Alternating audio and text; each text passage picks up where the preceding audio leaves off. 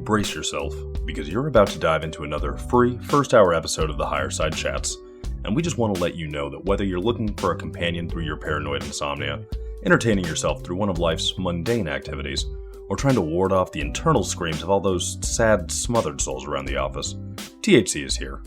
And you should know that every episode of the Higher Side Chats has an entire second hour for Plus members.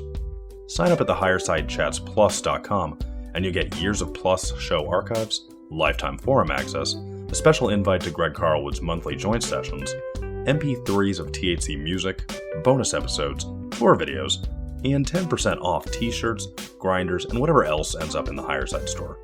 It's $8 a month that you won't miss, so become a Plus member and treat yourself in these troubled times. Always action-packed and commercial-free, which means you'll unfortunately never hear my voice again.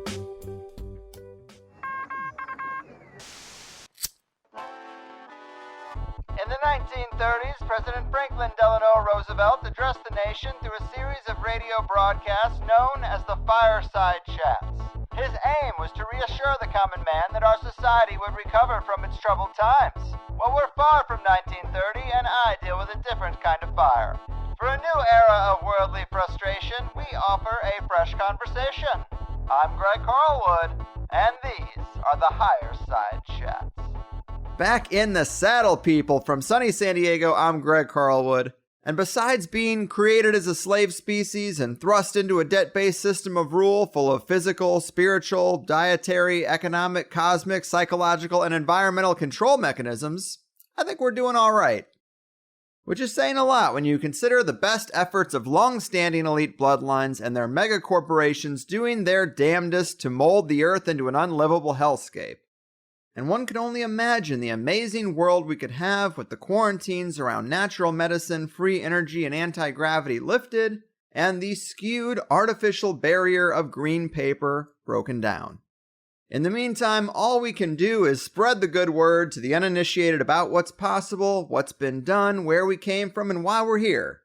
Because I doubt we manifested into 2019 just to break box office records for Disney and die a slow, miserable death courtesy of Bayer and Monsanto. And today's guest, Brad Olsen, would most likely agree, as he's written extensively about all of this in the literary one-two punch that is his books Modern Esoteric and Future Esoteric, with a third in the series coming next year to complete the set, entitled Beyond Esoteric. Brad is also an award-winning travel writer, first gaining notoriety in 2010 when his travel guide, Sacred Places North America, 108 Destinations, won the Bay Area Travel Writers Top Gold Prize Award. Brad is also a popular voice on the conspiratorial conference scene, a publisher, and an event promoter. But that's not all, folks. Brad is also hot off the heels of a recent trip to Antarctica to try and scope out hidden structures, buried pyramids, and maybe even Admiral Byrd's passageway to the inner Earth firsthand. So let's get into it. The globe-trotting guru, intercontinental explorer, and esoteric author from up on high, the man himself, Brad Olsen. Welcome to the Higher Side. Hey, Greg. Thanks for having me on. That's quite an introduction. Yeah, you got it, man. It is a true honor and a pleasure. I know you're very busy, constantly traveling, and you seem to be taking full advantage of your limited time in this round of life. And I guess it was kind of back in February, March at this point, but you did make the journey few dare to make, and you set foot on the elusive continent of Antarctica. I think that's really something. Obviously, we talk about it a lot. It seems like there are more than a few secrets hidden in the ice, and I understand there is an area down there that you call the Illuminati Disneyland as well. That's interesting, but I just gotta ask you about that trip. It sounds pretty incredible, huh? Well, it was indeed, and not many people ever get to see this white continent, which is the fifth largest continent in the world. It's twice the size of Australia, about the size of Canada and the lower 48 combined. So the distances are vast. The continent is massive. And right now, when it's the Antarctica winter, there are only a few hundred people, a skeleton crew on the various bases and research stations that are down there. So it's virtually an uninhabited continent on this very heavily populated planet, which is somewhat unusual. But considering that the continent is covered in over 99% of glacial ice and snowpack, it's no wonder that it would be such an inhospitable and difficult place to live year-round. Yes, and the trip seems pretty grueling. I understand you go through the Drake Passage, you couldn't eat for 36 hours, you lost 20 pounds. I mean, talk to us about this aspect of the journey. Yeah, for sure. The barriers of entry were very high, and it was actually 3 days I was throwing up, couldn't hold down any food. Yeah, lost over 20 pounds. And the seas are extremely rough. It is the roughest seas in the world. It's where the Atlantic meet the Pacific in the Southern Ocean, and the waves are just tremendously high. It's almost like we had to take turns doing watch, and you'd see water all around. It's like, oh my, we're so screwed. Oh. But then the boat would just rise right up, and then you'd look around, you could see the horizon for miles around, and then boom, down in the trough again. So imagine that for 3 days straight. So I threw up all the food I was holding in my body, and then couldn't hold anything down. So literally 5 days without eating. But surprisingly, being seasick, you don't really get hungry. You get kind of thirsty, but even when I take a drink of water, throw it up in a dry heave right away. It was pretty brutal, and it was one of the hardest trips to go anywhere in my life. And I've been to all 7 continents now, and this one really kicked my butt. Man, yeah. Seems like a rite of passage of the highest order, and I salute you for it. And I have to ask, of course, people heard me use that term Illuminati Disneyland. That's one from you. It seems that's something you've coined. What is up with that term? Well, this is related to all the elite that were going down there around 2015, 2016 time range, including John Kerry, the Secretary of State on Election Day. You'd think he may have helped to elect the next president for his party, but he was down in Antarctica.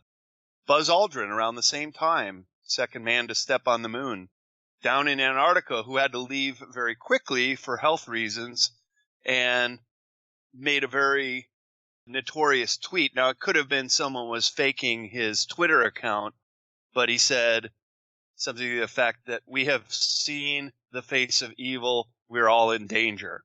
And then the tweet came down shortly thereafter. And then there were a whole bunch of other elite royal family members, such as King Carlos of Spain was down there in that time frame, as well as Prince Harry was doing a cross-country ski trip to the South Pole, of all places, with some of his military buddies, as well as movie stars such as Tom Hanks and quite a few other people who you'd think they would find warmer climates to take their vacation. But indeed, we're all down there in that time. So the question is, what were they going to do? What were they going to see? And there were many rumors swirling around that there was a massive craft under the ice, not just one, but actually 3, and the largest being 3 miles across, as well as pyramids sticking through the ice, as well as the possibility of antediluvian civilizations, megalithic block buildings, going to the archaeological sites itself under the ice, where they're pulling out ice age animals such as mammoths and mastodons, as well as very tall, non-human ET bodies. So the high strange in all this, Greg, is what we call the Illuminati Disneyland, as well as the possibility of there being under ice bases, hearkening all the way back to New Schwabenland and the Nazis' claim on the region of Antarctica now called Queen Maud Land. And while you cannot see some of these things under the ice with Google Earth, you can see other things, and there are very tantalizing clues from Google Earth, such as what look like step pyramids, what look like other kind of structures. But there are also places in Antarctica that are whited out by Google Earth, where you can see a very obvious overlay.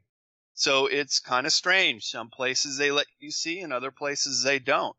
And that only contributes to the high strangeness of this area, that there is a form of censorship, but then there's also a form of openness to show us what might be down there.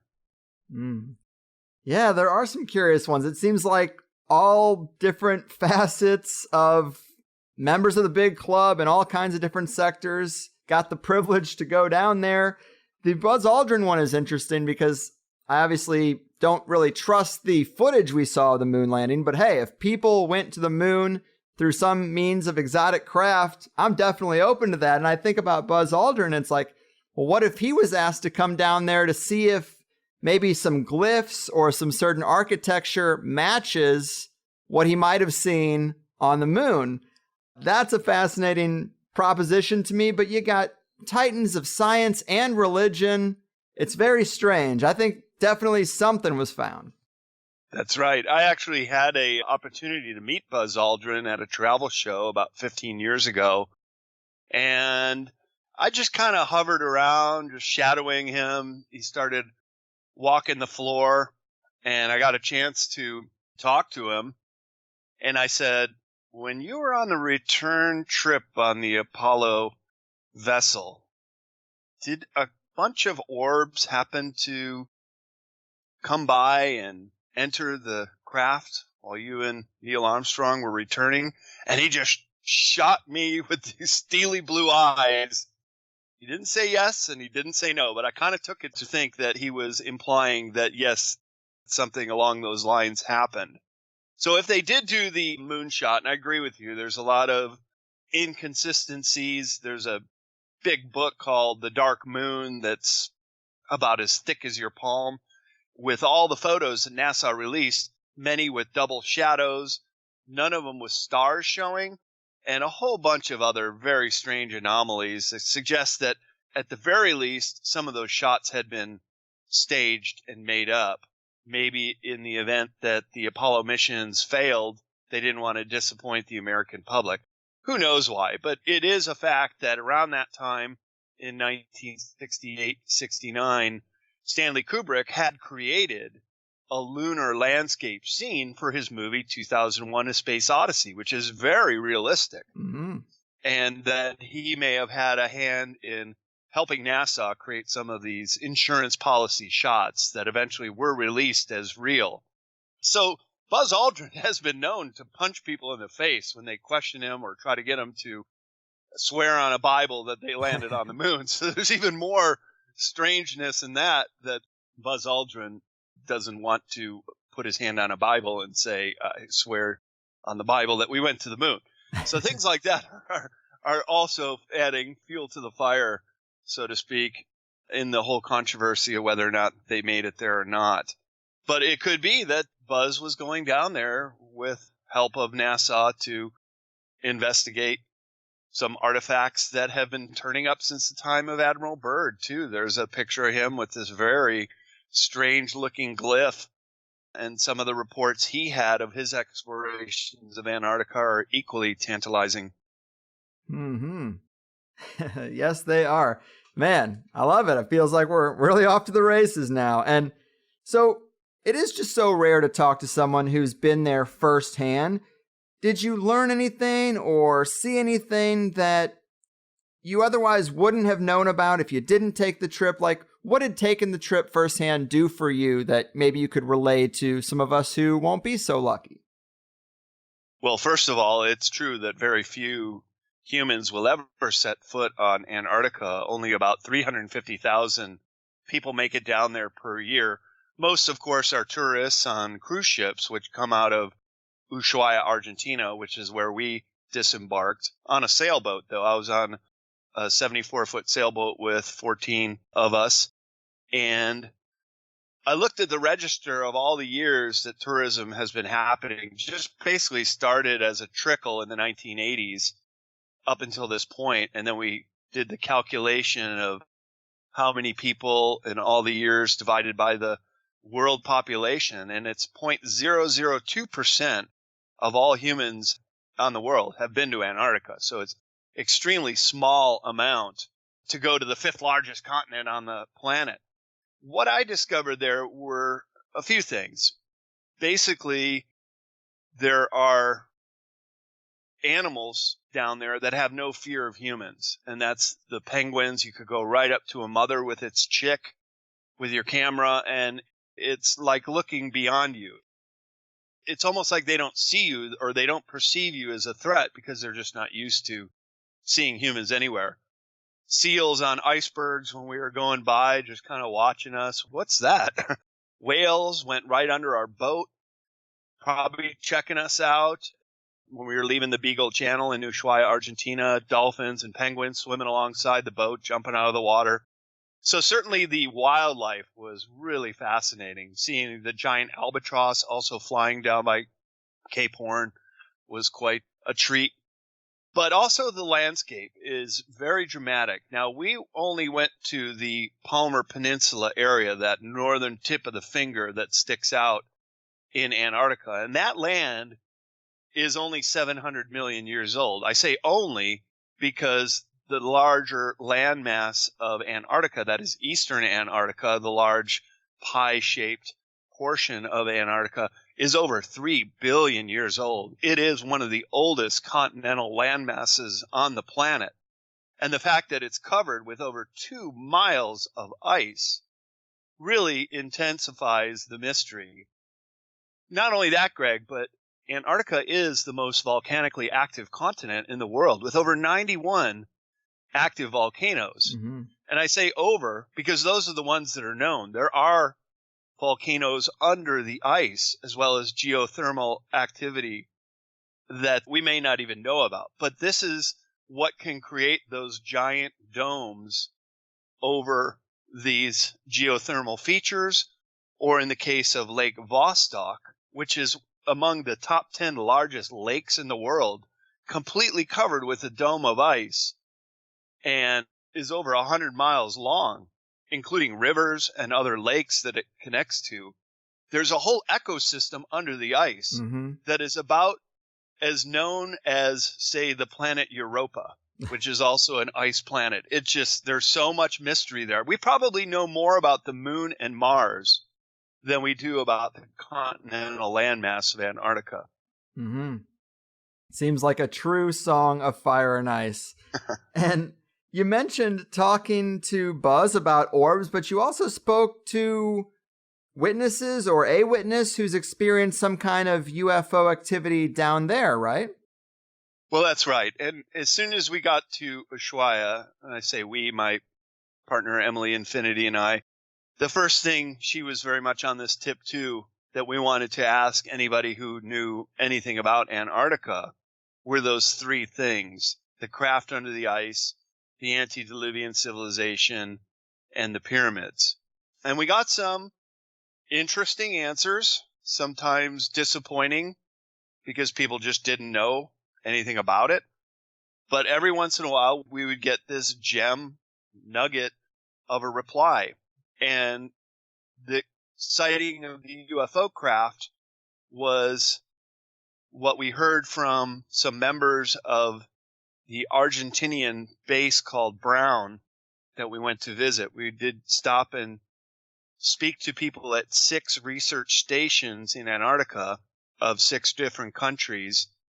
This particular one was the Argentinian base, who have a very large presence on the Palmer Peninsula. And they had told us that another one of their bases, called Belgrano 2, which is actually on the East Antarctica side of the continent, had seen some UFOs and orbs traveling at a very high speed and somewhat erratically, that they did not think that they were our own aircraft. And that was just about a month before we were there. So about December 2018, there was a sighting at the Belgrano 2. And what was interesting about getting that information while we were asking our line of questions, one of the women who was there, one of the few women at the research station, it's almost always men, she was like, "Oh, I don't think we should say anything." And we're like, "Say what? Say what?" And we just kept pounding them until finally the marine biologist came out and told us this story, that their base had gotten word from Belgrano 2 that there was a sighting, and it was kind of just inner research station chatter amongst themselves relaying this information. So we got it secondhand, but from a reliable source. And the fact that they were very reluctant to even tell us in the first place kind of adds to the credibility of the story. Yeah, I love hearing stuff like that. And major cheers to your travels to the end of the earth. I wanted to switch gears a little bit, though, because it really is your books, Modern and Future Esoteric, that I'm most familiar with. I'm a big fan of both. They cover a lot of ground, everything from ancient alien genetic engineering, panspermia, and Rh negative bloodlines, to free energy devices, sacred geometry, and cryptozoology. And we mentioned this possibility of a Nazi base in Antarctica. I think everyone's heard of that speculation. But you say in Modern Esoteric that the story isn't just that Hitler escaped and Werner von Braun was brought over under Project Paperclip, but the real story is all the advancements they had made in the esoteric sciences and technology they had created that's outside of the traditional paradigm, and that being suppressed. Can you talk to us a little bit about that? What have you found about the things they really were working on that really has just not bubbled up to the mainstream even so many years later?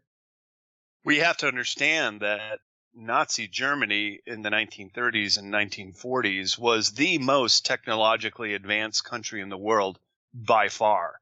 They had things at the end of the war that they could have unleashed with a little more time and changed the tide of the war. If they had a couple more years, we may all be speaking German right now, Greg. They had wonder weapons that were still today classified projects, such as laser beam used in warfare, such as anti-gravity craft that was seen above the big tank battle of Kursk in Soviet Union in 1943, to other wonder weapons as the Nazis described them, including very early testing of nuclear bombs. In fact, when the Nazis knew they were going to lose and many of the scientists were trying to get themselves captured by the Americans, some of them actually turned over the secrets of nuclear fission to the Allies. And it was with some of the blasting caps and the uraniums that were in the possession of the German scientists that came over to our Manhattan Project scientists, who then developed the nuclear bomb that we dropped on Japan. So many things that happened in very fast order at the end of the war lead us to believe that the Nazis were in possession of very high technology. Now, some of the highest technology devices, including those craft, the Vril craft, the Hanibunu craft, and other devices such as the Bell, the Die Glock, they just went missing. They were never found, never captured. And the big question is, well, where did they go? Well, they did have very large U-boat submarines, much about the size of our container Barges and stuff. Yeah, not really those massive ships. You got to understand it's a U-boat. It's still going into water. Mm-hmm. But if the craft were disassembled, they could have been taken to as far away places as South America or even Antarctica, to this region called New Schwabenland that was claimed by the Nazis in the 1930s. And it was interesting, Greg, when I was researching this trip, I found some maps from the Cold War era, including National Geographic maps. The Germans never left. They were always in New Schwabenland after the war. And then they became West German bases. Now they're unified German bases, but they've been there the whole time. And what they found may be one of these craft under the ice. Now, the talk I'm giving at Contact in the Desert in early June down in Palm Springs, the talk is called The Hidden Anomalies of Antarctica. One of the German bases, it's actually a seasonal base called Conan. I was looking at GPS coordinates of some of the things I found on Google Earth, and it turned out to be the exact coordinates of the Conan base. And what it is, and I will show this in my talk, is some kind of massive device, perhaps a craft, that is partially submerged under the ice. And I would speculate that the Germans knew about this since at least the 1930s, because this is in more inland of East Antarctica, and they also have a base on the coast called Neumayer. And then the region that they originally set up called Base 211, or the New Berlin Base, as Admiral Dölens called it, an impregnable fortress for our Fuhrer, could have been the research facility that they found. And it is near a location called the Schumacher Ponds, which was named after the pilot who discovered these geothermal ponds that never freeze, because the water is actually warmer the deeper you go in these ponds. They were able to land a seaplane and explore around and find a very deep crevice that they could get down into and see that it's a whole network under the ice, passages with rivers, fresh water, and geothermal power. And with those assets alone, you could set up a very secure, out of the way, and sustainable base. And that's exactly what the Germans did. And this may be where all that technology, at least the highest technology that they could shepherd out at the end of the war, ended up. Yes, I love it, man. And there are several other little sagas that come in the years after World War II that start to make a lot more sense when you kind of fold that in, that they escaped down there and they had some exotic stuff. And when it comes to alternative exotic technologies, there is this thread that a lot of it was derived from crashed saucers that came here from somewhere else, maybe just through some kind of portal or something. We also have that occult contact side of things too. Can't dismiss that. But sticking with the former, everyone knows that's the story with Roswell and that there have been dozens and dozens of other covered up crashes. But you write about a couple of instances that are important to understand how this exotic technology could have been worked on so early in our history. How do we fold this piece into the exotic technology timeline? What did you see kind of even pre-1900s that could really make this seem more plausible to people who aren't so familiar? Sure. Well, the Germans were always fascinated with air travel. We all know the story of the Hindenburg Zeppelin that came over and caught on fire in New Jersey. That was way ahead of its time. In fact, the Germans had been working on aircraft such as the Zeppelin technology since the 19th century, since at least the 1880s. So they had always known that if you can rule the air and rule the underwater seas with their U-boats, you could have a smaller army that was better trained and better equipped with superior technology and take on these massive armies. That was their philosophy, and they almost succeeded. So they were very, very familiar with all kind of different propulsions and different flying craft.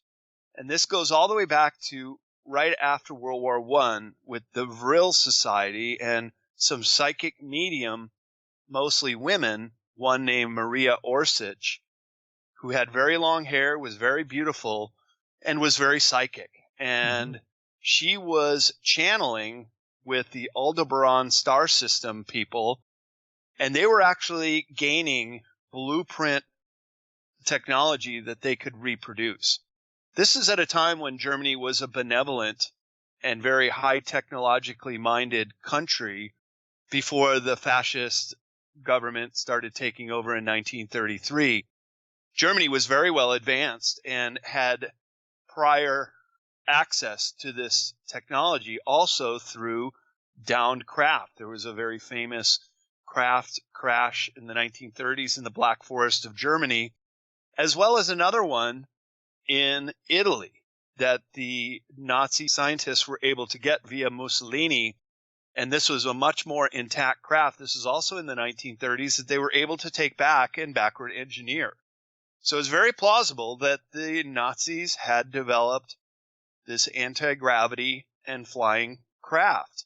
Now, fast forward to the post-war era, you have Admiral Byrd going down with a huge armada of ships and planes to Antarctica in 1946, 1947. It was supposed to be a 6-month expedition, but something happened that made them turn around and leave after 2 months. And what the reports are is that a craft came up out of the water, confronted the Armada. They were trying to shoot it, couldn't even come close to taking it down. It had some kind of force field around it. And this craft used a very advanced kind of laser to slice in half one of the ships, just one, to send a message, don't mess with us. And that is what is believed turned the Armada around and headed back. And Admiral Byrd, he was actually a very outspoken person, much more so than I think the Army or Navy wanted him to be, because he made an interview in Chile on the way back, and he said, we are confronted with an enemy that has the ability to fly pole to pole at incredible speeds. Well, there's three things here, Greg, that we still don't have today. A craft that could fly pole to pole at incredible speeds, lasers that could cut a ship in half, and craft that could come out of the water. So this is 1946, 1947, and they're already discussing these very high-tech weapons and crafts. Now, could it be possible that what confronted Admiral Byrd could have been an ET race, perhaps the reptilians that were allied with the Germans and had a base down there too and wanted to get the Americans out of there? Possibly.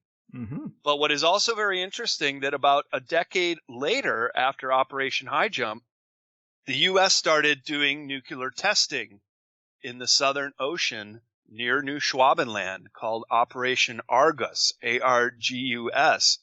And the official report, if you were to look on Wikipedia, they were exploding nuclear bombs at high altitude.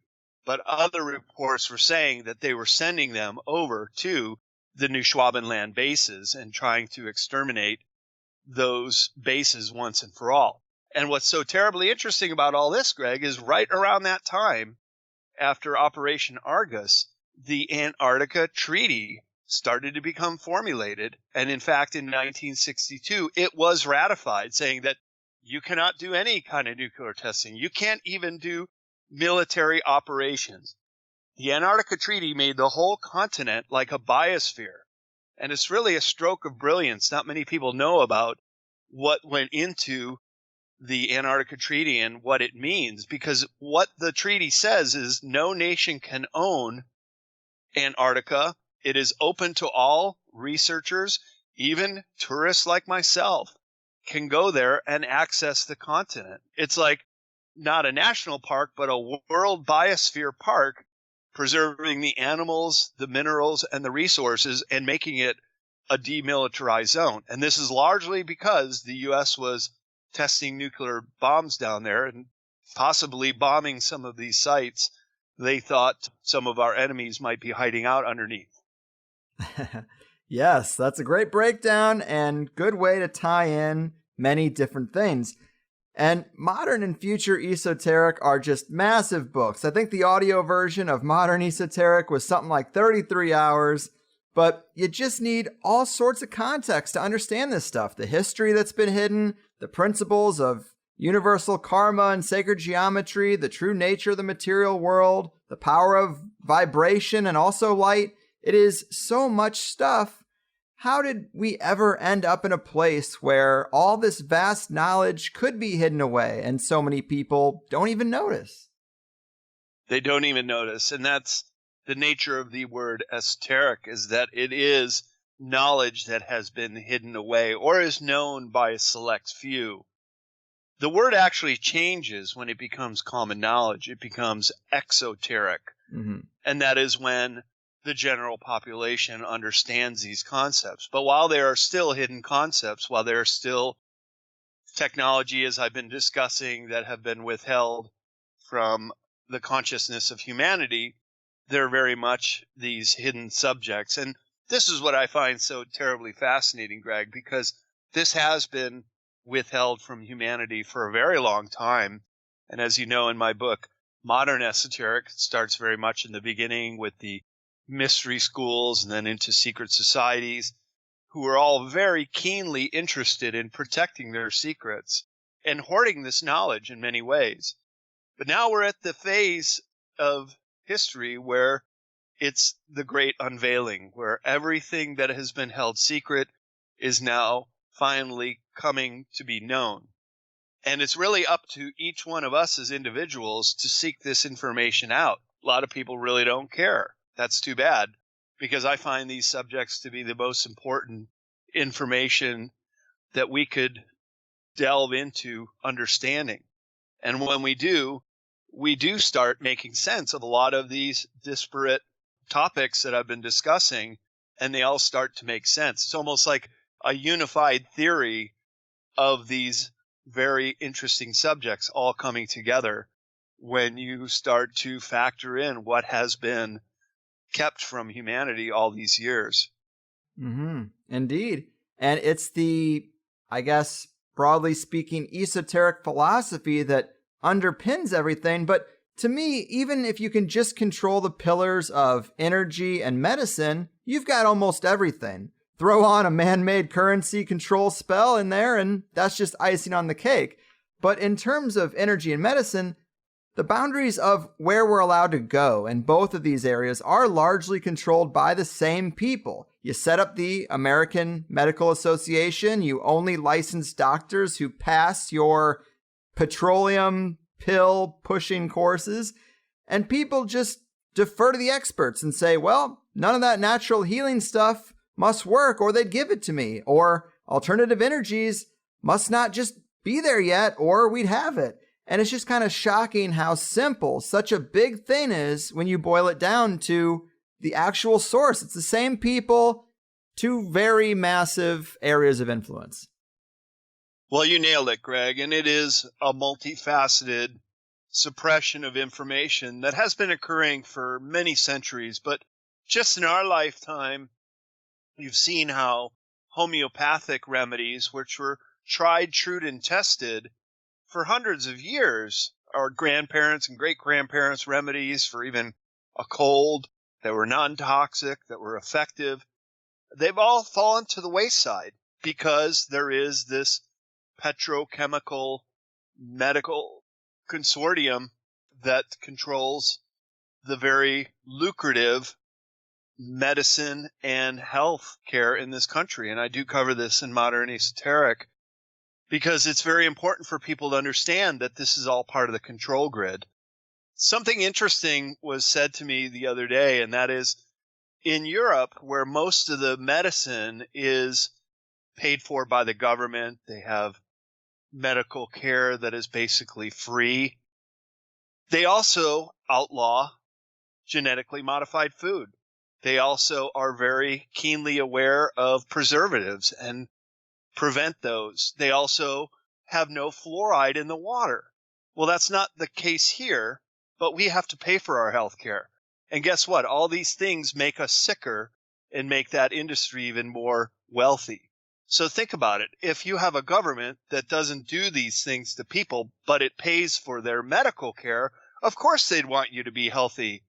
But if you don't, if it's all for profit, like in this country, then yeah, they want to make you sicker. And isn't it interesting that the American Cancer Society is not the American Anti-Cancer Society? Mm-hmm. It's almost as if they promote the industry of cancer. And we've known since at least the 1930s with Royal Raymond Rife and his microscope that could actually observe the cancer cells, and he found frequencies that could destroy them.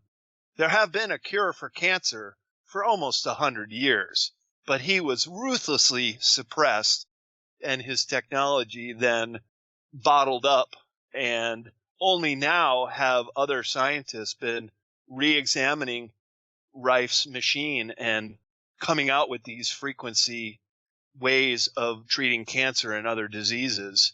But if you want to get Rife treatment, you have to go to Mexico. It's still illegal in this country to do it.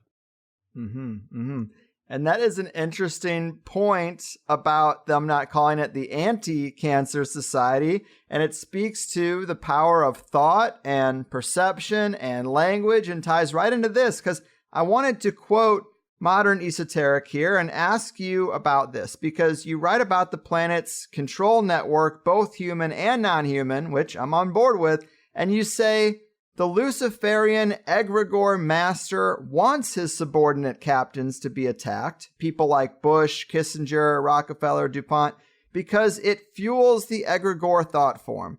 Talk to us about this. I understand how spiritual energy is a currency all on its own, but how do we flesh out this higher level of the control network, this Luciferian egregore master, and how do we walk the fine line of educating people on it without exacerbating the problem? Yeah, this is really the heart of it.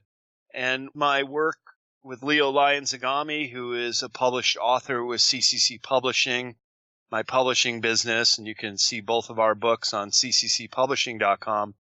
Leo goes into great lengths explaining the egregore, this thought control master that would rather have us fighting each other or blaming it on the Rockefellers or the Rothschilds, who are really more the captains and the colonels in this fight. And the real generals are those malevolent ETs that really call the shots on this planet. And that's what we have to understand. Until we understand that there's another force out there we have to deal with, because our numbers are far, far greater than theirs. All we have to do is wake up to the manipulation and understand who and what is behind this. Can we finally get rid of them? So they would much rather have us divided and fighting amongst ourselves and blaming it on the colonels and the captains, when in reality it is this ET force that has been here on this planet for a very long time and has been controlling us through this wealthy cabal elite and making them take the steps necessary to consolidate their own power. Really, they've been played, and they have sold out the human race by doing so.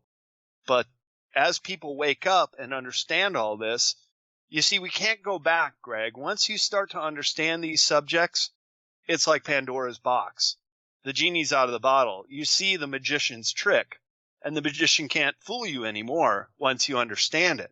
So that's why I think these subjects are so very important for people to understand, because they will help you, and they will also make you healthier and wiser in your life decisions, and probably make you live longer and be in a much better state as you grow older, knowing that we are being poisoned in various ways and that there are other alternatives to medicine and health that have been shielded from us for many decades or even centuries. Cheers to that. And you gotta know the problems with conventional society to learn that you should stay on the fringes of it, and then also learn about how to armor up and protect yourself from the campaigns that are going on. And also, thanks for facilitating that interview with Leo so many years ago. You were the catalyst for that. And I like how even though you cover a lot of dark conspiratorial things, you stay hopeful and you highlight a lot of the stuff they don't want us to know, much of which is how reality is supposed to be because it's baked into the natural world. And the power of light, water, and consciousness are all things at the forefront of my mind lately. In your section about DNA, you have a curious paragraph I wanted to ask you about where you say, within some parts of the metaphysical community, it has been accepted as common knowledge that light codes are being transmitted to this planet. The higher a consciousness is developed, the less need there is for any type of technological device to receive them.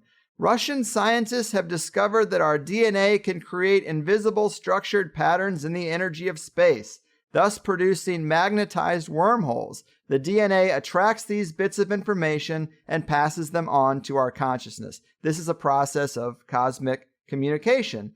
Well, I am right there with you, and I think there's a lot to know about light, information transfer, and DNA. I think that's why the Vatican has such a robust astronomy department and high-tech telescopes.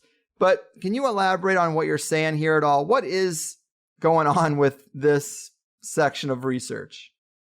Sure. Well, with our DNA, there's this whole vast area of our DNA called the dark DNA, which is largely unknown and still unexplored by researchers. And they pretty much dismiss it as just this part of our DNA that doesn't matter. Well, it actually matters a lot. And it has to do with the fact that we are all spirits in a human body and that we're essentially light beings, except we live in such a dense reality on this third dimensional plane that it keeps us blocked out from knowing things such as the light body within us, such as understanding that our DNA is really an antenna, is really a receptor to what is also occurring around us in the physical world as well as the universe. So the Schumann resonance has been going off the charts lately, that the Earth is now being bombarded with light. And you can look at some of the charts on the Schumann resonance, how this is raising the vibration in people. But for those who aren't understanding it, it can also be very troubling. And those that are resisting the change or still in a very fear-based mindset, these are going to be very difficult times. But those who are receptive to understanding and knowing that we are light bodies and that this is coming into the world right now at this very specific time to advance the human race, you'll be in a much better position to understand and even thrive with the coming new dawning of humanity. And I really think it's that profound, that we're about to take this giant leap forward as humanity. Call it the 100th monkey effect, when just enough of our species starts to get it, to have that light bulb moment. We could have these profound changes in our consciousness and possibly even our physiology that will change us into the new human. And Albert Einstein and others spoke of the new human, who we are going to become. Now, there's also a flip side. There's also a dark side to this. There's the rollout of the 5G network that's going to start irradiating us. A microwave oven is very dangerous. I'm trying myself to move into an area around trees because trees absorb the 5G radiation. And while I might not be able to download movies as fast as people that live in the city, I probably will not be irradiated as much either. So there's things like this that if you are paying attention and you're well aware of what is coming on, because these dark forces, this egregore mind, this malevolent ET set does not want humanity to wake up. And they know if we do, it's game over for them. So we are right on the cusp. I mean, we are walking the razor's edge right now from flipping into a very dark World War III scenario, destroying this planet, or waking up and coming into a golden age for humanity. And that's certainly what I wish to see come to pass and help foster as best I can contribute to that. Well, I like that. But man, sometimes timelines are quite long, sometimes much longer than a human lifespan. And all we can do is hope to see that change within our limited window of time. Of course, maybe we'll be back again and catch it in the next round. But on the subject of positive off the radar energies and technologies, in your Utopia section of Modern Esoteric, you break down all the unknown discoveries that could bring about a seemingly utopian system. We all know about Tesla and his many inventions and his plans for a world energy grid, but what can you tell us about in this area that you find exciting that people might not be aware of?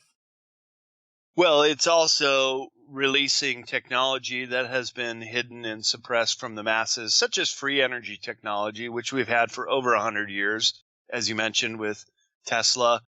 Medicine technology, as I mentioned, with Royal Raymond Rife and his frequency microscope. Things that have just not served these cabal masters of ours that would make us healthier or make the planet cleaner.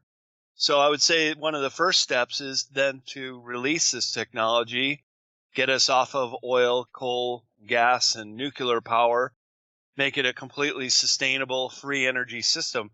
All we got to do is just start backtracking and looking at what Tesla was working on with his world system, which was an attempt to give free energy to the world that can be tapped right out of the fabric of the planet itself and distributed wirelessly to any device or car, airplane, ship at sea. It would even take away the need to refuel. Everything would always just be charged up as a result of this. That's a good starting point. But then when we look forward into where we could go in the golden age of humanity. It's truly a Star Trek future. And keep in mind, Greg, Star Trek was humans 300 years from now. It is us going into the universe and exploring, just as the age of exploration on this planet, when all the continents were being discovered. It could be us doing that in a Star Trek-like scenario in 300 years from now. And it's really interesting that Gene Roddenberry, the creator of Star Trek, he was sitting in on these seances that had some psychic mediums, much along the line of the Vril Society and Maria Orsek in the 1950s down in L.A., and it was called the Council of Nine. He was just listening to them discussing what the Earth was going to be like. They were talking to Earthlings in our future, in that 350, back in the 1950 year span. And he was in the back of the room writing this all down, and many things that he integrated into the original Star Trek series, such as no money whatsoever. You just say chocolate shake and it just comes out. You never see anybody using money in Star Trek, as well as the Prime Directive, which is that if humans were to go into outer space and encounter less developed species, that you cannot affect their timeline. You cannot affect their evolutionary change, that you can just go as observers. So many things that were planted in the Star Trek series may come to pass as being the reality of the universe and how we can get over this. So in my Utopia, it's the Utopia section in Future Esoteric, there is a chapter called The End of Money.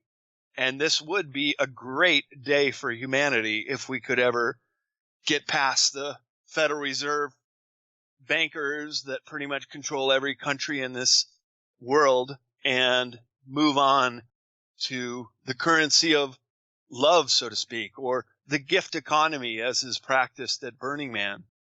And it would be a way of giving. And when you give, an interesting thing happens. You can look at the brain itself, and it is triggered by generosity and compassion. And it does something like give the individual a bit of a high. It makes you feel good. It's where we're supposed to be. This whole construct of money is totally a fabrication of Earth. In fact, my understanding of many of the ET benevolent societies that are observing us find it totally abhorrent that we are still under this money supply, and they have no concept of it whatsoever. If they had it, it was done away with long, long time ago, where everything is just what can we do in service to others instead of service to self, which is what we see so often with the greed that is populated by money in this world. So the Utopia section in Future Esoteric is just a rethinking of what we could be. And it is why it's called Future Esoteric, because we're looking forward into this golden age and saying these are some things that we could develop, including superhuman abilities, which could be a whole other discussion too, what the potential of the human mind and the human body hold in store. Yes, and the Utopia section probably is my favorite because I've been digesting how screwed we are for way too long. So I love folding in all the undisclosed technologies and stuff. And I love the Council of Nine story. I haven't thought about that in a while, but yeah, there were a lot of influential people there. The developer of the helicopter, the Bell helicopter, Arthur Young, and then his wife, Ruth, who I believe is the woman that Oswald's wife, Lee Harvey Oswald's wife, was learning Russian from when she was staying with Arthur's wife, Ruth, in Texas. There's just a lot of influence in that blue blood seance circle. It is kind of crazy to think about some contact with 9 other beings and the influence that that seance or series of seances really could have had on this country and all these different little threads. The potential of the human species is beyond our comprehension. We could very easily be a space exploring, highly advanced telepathic species if these roadblocks were taken away from us and we could live up to our full potential. And I agree with you. The Utopia section is very inspiring to me too. And I still go back and read it and even reference some of the quotes I've had in it. And that's a great little tidbit that you just added about the Council of Nine. Sometimes there are moments in history, say, for example, the period of the ancient Greeks or the time of Aristotle, who lived at the same time as the Buddha. There are just these moments in time when a great blossoming can occur.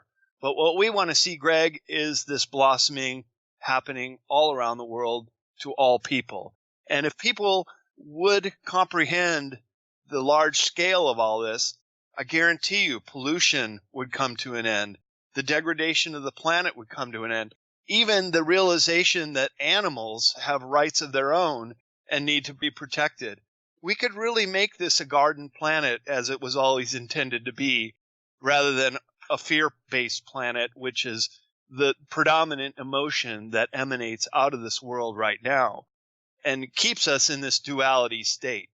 So to bring us all together into this oneness would be one of the greatest achievements we could ever see in our lifetimes. And I hope we can catch a glimpse of that. I really do. But we're right here on that razor's edge. So things could flip very quickly and very easily. And we just have to stay positive and think that things are going to work out for the better and to be a part of that.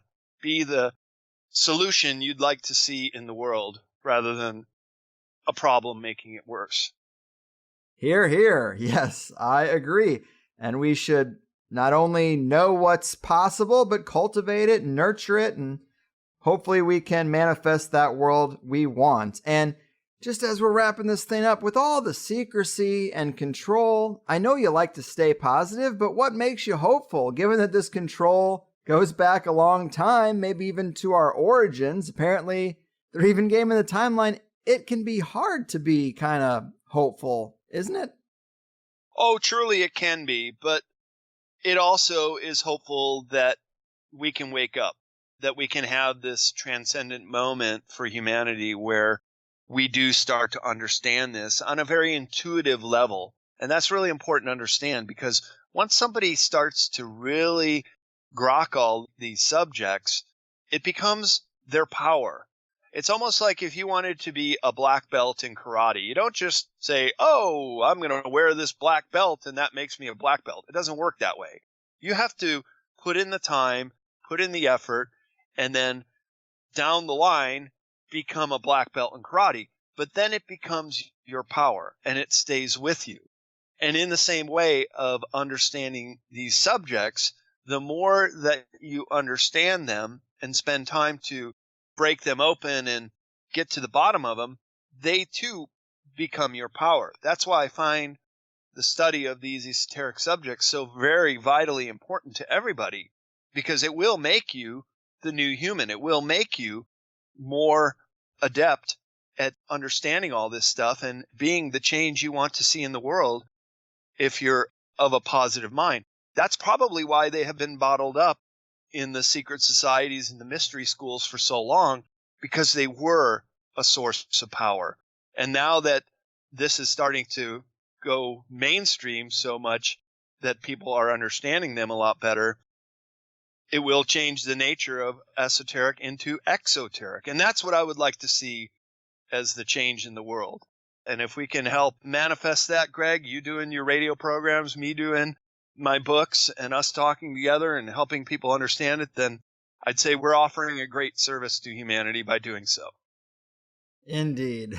Well, amen to that. And my impression is kind of that we might never overcome the control structure on a large scale. We might always have some ignorant masses. Their nets do tend to catch a lot of people, but freedom is also an individualized process. And from that perspective, with a healthy mind and body, you can sort of transcend all this shit, and a fortified consciousness can really be your skeleton key to the universe. So I hope people do focus on their own individual lives as much as they can. But man, this has been a lot of fun. So much to know, so much to ponder. I'm glad we have you to sift through the totality of it. Thanks so much. Before we call it in, let's remind people about your work and maybe let them know where they can catch you speaking live and all that good stuff.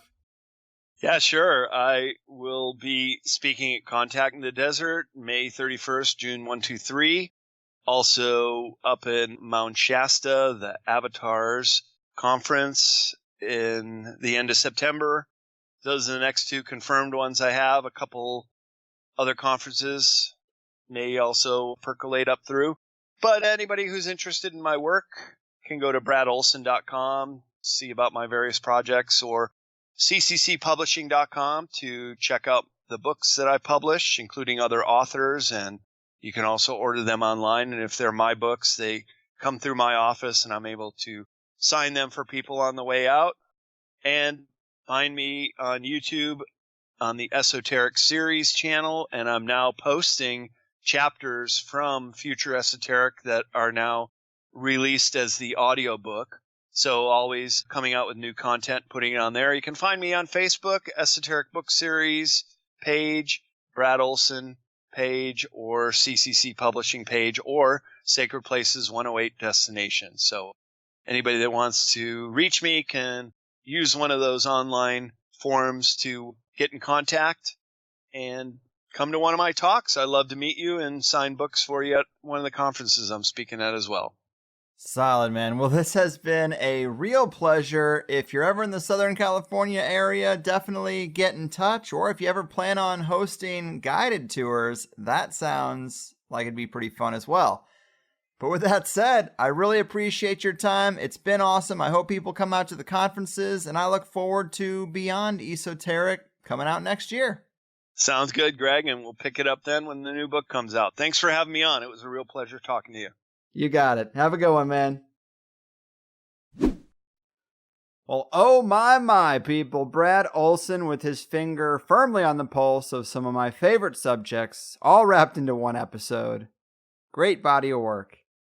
It seems to me the game truly is a fight to control the people's perception, and it really is a full spectrum attack. The hidden side of World War II, alternative medicines, alternative energy, the intricacies of the control structure, it all works together, and it's the esoteric philosophy and its accompanying applications that are the linchpins to understanding all the things they cut around. And I hope it doesn't start to get repetitive, but I think it's so easy to slip back into conventional thinking, and it's because you really have to seek out material like this, and then you have to carry it forward, because nearly every other thing you encounter throughout the day is going to reinforce the conventional. And there's definitely parts of the conspiratorial journey where you learn something and then you just can't shut up about it and you want to inform everyone. And then I think the more sure people get about something, the more they kind of get over that need to soapbox about it. It just starts to feel daunting. Like, where do you start?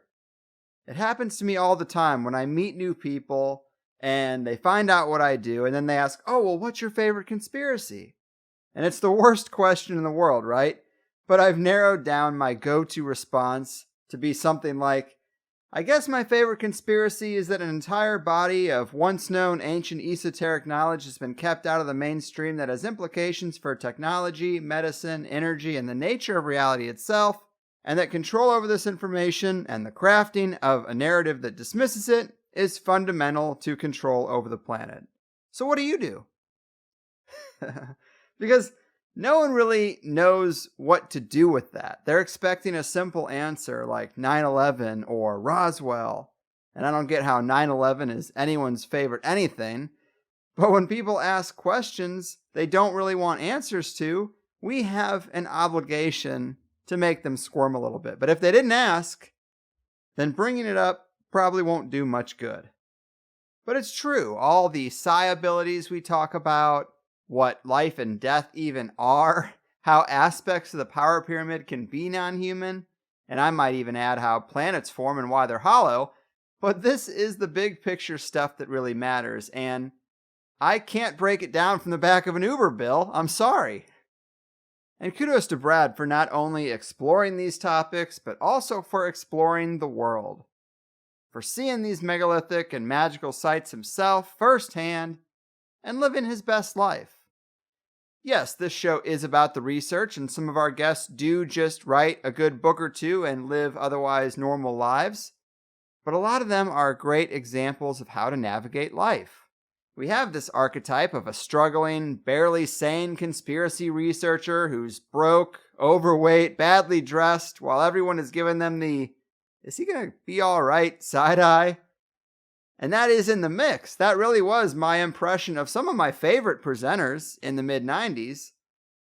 But I think a lot of THC's guest lineup bucks that stereotype, and instead, you see people who are fulfilling their purposeful life. When I was last on with Sam Tripoli, we got into this towards the end, and I tried to give people some hope about how they can transition from their shitty job and get into something they love. And Sam said, yeah, anyone can do a podcast like we do. And sure, but I don't think we need more conspiracy podcasts. I don't encourage people to just copy this model because, yes, it might be better than your job now, but it's also probably not your calling. Don't imitate, create. My point is just that I found that when I wasn't doing something meaningful that I was called to do, every day was a drag. It was an uninspired uphill climb to nowhere for barely enough to get by on. I was a goddamn Sisyphus personified. But when I found a way to express what I felt was a deep calling, the world really did open up. And it's all on the record, too. People now say they found the show, liked the show, went back and started at the beginning, and they just fell in love with it so much more because it's all on the record and documented, the entire journey. From disposable GameStop manager to the conspiracy podcast king of San Diego. And so I'm just saying, find that thing. Anything you might enjoy creating. Handmade knives, clothing, high-quality food. Take your favorite activity, master it, and then teach lessons online. There's no shortage of options, and the internet is an infinite sea of customers. And it's not always going to be like this either. It is changing, so strike while the iron's hot. And to bring it back to Brad seems called to travel. And to tell the world about his travels. And he's been able to do what he wants personally and also share those experiences in a positive way that's compatible with the greater good. And so he's been really successful. To me, that's the key. A selfish desire fulfilled in a way that contributes positively to the world at large. Now that's a template, sure. And for Brad, he can write off all his travel as business expense. Smart man. But I had a lot of fun with this one. If you're going to Contact in the Desert, do stop in and tell Brad you liked hearing him on THC. And in higher side news, I am officially going to be at Gordon White and Austin Coppock's As Above event in Portland this fall. Do come out and see the Holy Trinity in the flesh. I'm kidding, but I love those guys, and I look forward to the hang and the stress-free trip as I'm not involved in the event in any way other than to sit in the crowd with you guys. So if that moves the needle for you, get a ticket while they are still available, if they even are. Also, the joint session for June is on the 20th at 7 p.m. Pacific time. I'm actually hoping we can find a place on the newly designed website to put a countdown clock or something so people can easily find when the next one is. I know there have been issues, but I'm telling you now. But I will look for some more automatic and long-term solution. And of course, if you only heard the 1-hour conversation with Brad today that I put out for free, sign up for the Higher Side Chats Plus at thehighersidechatsplus.com, and you can hear the full, uninterrupted 2-hour conversations with this guest and every guest. In this one, we talked about where Brad has seen a real elongated skull, and you can too, cold plasma and monoatomic gold, Brad's exploration of Lovelock Cave, Brad's favorite sacred sites in North America, seeing the Antarctic opening to the inner Earth, Rh-negative bloodlines, and of course, no conversation would be complete without folding in a little panspermia and the slave species hypothesis. I'm telling you, as diverse and action-packed as always, Support the show you love and treat yourself to twice as much of it. I work hard for the money, and I'm going to work hard for you. Or something like that. But peace, love, and happiness, good people. I've done my part. Your move, conventional paradigm, proper uppers, hidden history hiders, and keepers of the esoteric toolbox. Your fucking move. This is important, hear what I said. I'm trying to tell you, it's not paranoia, not in my head. It's just the hard truth. Knocked on your door while I still can to ask you a question, 'cause I know your head is still in the sand. Don't be sheep to your slaughter for the rest of your life. Oppressed, but you're getting woke. You say you don't want to be stressed until the day you die. Tough luck, my friend. Did you get the memo? Can't you see that we're so screwed? Don't you know we're our kung food? Can't you just admit we're screwed? I'm gonna tell you this anyway. It's a scary dark world, scarier every day. Scary dark world, no matter what you say. Scary dark world, don't think we'll be okay. Can't you see that we're so screwed?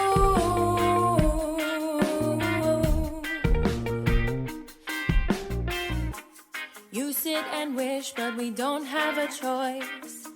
It seems we're stuck here, but you can find gnosis, drown out the noise. Now use that altar and up your magic game and listen to THC. You know you go with the entities. If you ever see the UFO, don't be sheep to your slaughter for the rest of your life. Oppressed, but you're getting woke. You say you don't want to be stressed until the day you die. Tough luck, my friend. Did you get the memo? Can't you see that we're so screwed? Don't you know we're our kung food? Can't you just admit we're screwed? I'm gonna tell you this anyway. It's a scary dark world, scarier every day. Scary dark world, no matter what you say. Scary dark world, don't think we'll be okay. Can't you see that we're so screwed,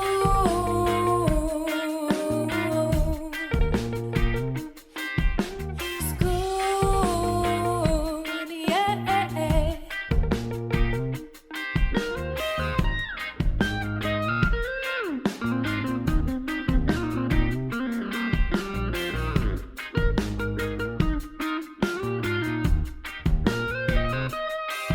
Don't be sheep to your slaughter for the rest of your life. Oppressed, but you're getting woke. You say you don't want to be stressed until the day you die. Tough luck, my friend. Did you get the memo? Can't you see that